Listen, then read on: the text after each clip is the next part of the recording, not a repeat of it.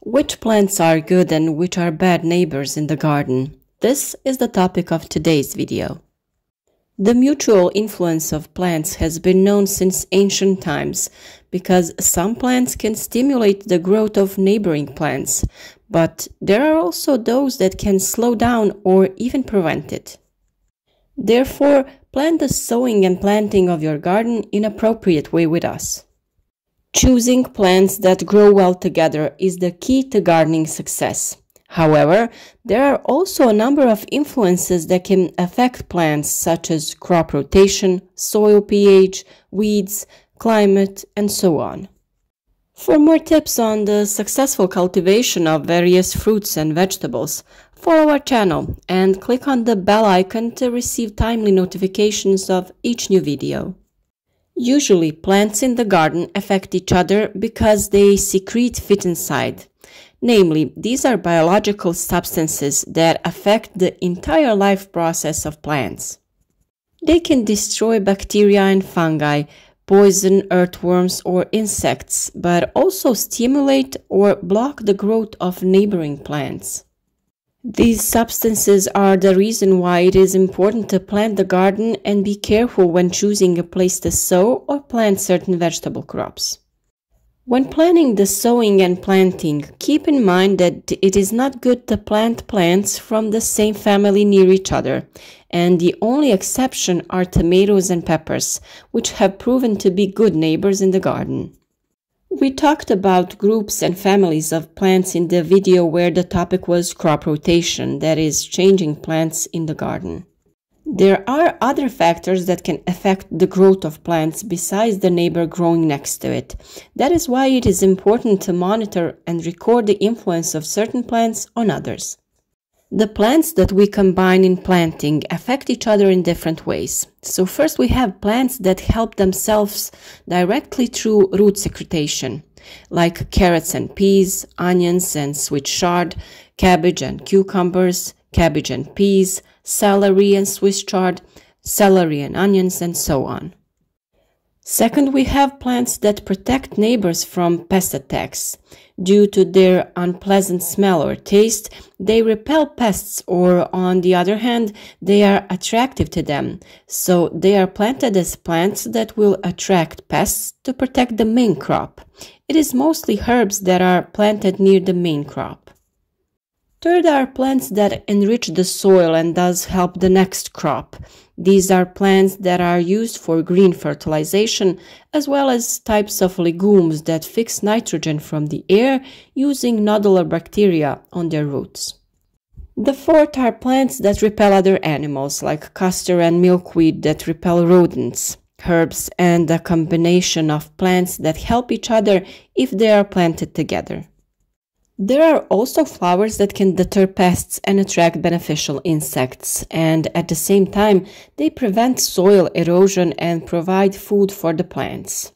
Rows of vegetables can alternate with the rows of flowers. These plants are considered to have a beneficial effect on all plants around them. This is why these plants are welcome in every garden. Each of them helps garden plants in their own way. Valerian improves the quality of the soil and protects against diseases. Chamomile improves soil quality. Oregano has a positive effect on neighboring plants. Marjoram has a positive effect on surrounding plants. Dandelion helps most vegetables, and it is used in small quantities. Nettle protects surrounding plants from pests and diseases and also improves their growth. If you want the plants in the garden to be healthy and strong, in mixed planting, respect the distance between the plants. Leave enough space so that the plants barely touch each other. This is the only way to ensure that compatible plants become true friends. For example, Swiss chard is good with beans, cabbage, carrots, radish and broccoli and corn, but it's bad with beets and spinach. Celery is good with broad beans, cucumbers, chamomile and cabbage and leek, but it's bad with potatoes, lettuce and corn. Beets are good neighbors with broad beans, dill, cucumber, garlic, cabbage, cumin, lettuce, zucchini, and onion. But beets are bad neighbors with potatoes, leeks, corn, and spinach. Garlic is a good neighbor to strawberries, cucumbers, raspberries, lilies, carrots, fruit trees, roses, beetroot, tomato, and tulips. But it is bad with peas, cabbage, and beans. Garlic has a bacteriostatic and fungicidal effect and repels mice. It is recommended to plant it all over your garden. For Endivia, good neighbors are cabbage, leeks, and beans, but it's bad with radicchio. Beans are good with strawberries, cucumbers, potatoes, cabbage and lettuce, beets and celery and tomatoes, but they are bad with peas, fennel, garlic, leeks, and onions. Peas are good neighbors with dill, fennel, cucumber, cabbage, lettuce, corn, carrot, radish, zucchini, but bad with potatoes, garlic, leeks, tomatoes, and onions. Strawberries are good neighbors with beans, garlic, lettuce, leeks, radishes, chives, spinach, and onions, but bad with cabbage. Cucumber is a good neighbor with beans, dill, peas, fennel, cabbage, lettuce, coriander, cumin, leek, celery, onion, parsley, and peas, but cucumbers are bad with radish and tomato. Potatoes are good with beans, chamomile, sweet potato, cabbage, cumin, corn, horseradish, peppermint, spinach, but bad with peas, pumpkin, beets, celery, sunflower, and tomato. If you sow chamomile around the potatoes, it will protect them from the attack of potato blight. Cabbage plants are good with beans, dill, endivia, peas, chamomile, potatoes, lettuce, coriander, cumin, leeks, Swiss chard, peppermint, beets, celery, spinach, and tomatoes, but they are bad with strawberries, mustard, garlic, and onion. Onion is good with dill, strawberries, cucumbers, lettuce, carrot, beets, radicchio, but bad with beans, peas, and cabbage. Carrots are good neighbors with peas, garlic, tomatoes, radicchio, onions, leeks, sage, radish, and Swiss chard, but they are bad with dill and anise. Carrots and onions are a good combination because carrots repel onion flies with their smell, and onions repel carrot flies. Both carrots and onions prefer humus soil and large amounts of potassium, so it is recommended to fertilize the bed where they are planted with wood ash. Leeks are good neighbors with endivia, carrot, celery, tomato, lettuce, and chamomile, but bad with red onions, beans, beets, broad beans, parsnips, spring onions, and so on. Tomatoes are good neighbors with basil, beets, celery, beans, sweet potatoes, carrots, leeks, parsley, lettuce, garlic, spinach, beans, radicchio, asparagus, and zucchini, but tomatoes are bad neighbors for potatoes, fennel, peas, cucumbers, eggplant, cabbage, and kale. Radish is a good neighbor with chard, carrot, pea, sweet potatoes, beans, cabbage, salad, spinach, and tomato, but radish is bad neighbor for cucumber. Salad also has good neighbors like beans, dill, peas, tomatoes, onion, radish, fennel, radicchio, cucumber, beetroot, strawberry, and leek, but a salad has bad neighbors like parsley and celery. Spinach is good with tomatoes, beans, potatoes, strawberries, radish, celery, and cabbage, but it's bad with beets and Swiss chard.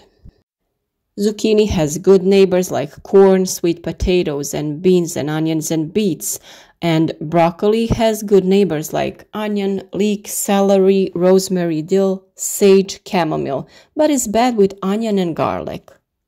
Bell peppers are good neighbors with melons, lettuce, radish, corn, asparagus, and chives, but bad with beans.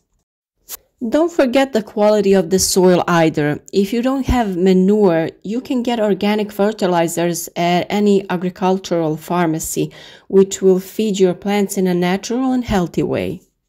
In addition to combining plants that help each other in different ways, a number of other factors should be taken into account, such as climate, soil pH, soil structure and type, but also the surrounding world. So it often happens that some combined plants do excellently, while in others they do not show any progress. When making a planting plan, keep in mind that plants from the same family are not good to be planted nearby. Exceptions are some of them that have proven to be good neighbors in the garden, such as tomatoes and peppers. Therefore, it should be noted that some rules should not be followed blindly because each year is different from the previous one, as well as a number of other factors that have an impact on the growth of plants. Because of all of that we said, it happens that one year we hit on a combination of plants that progress is excellent, while the next year the same combination fails.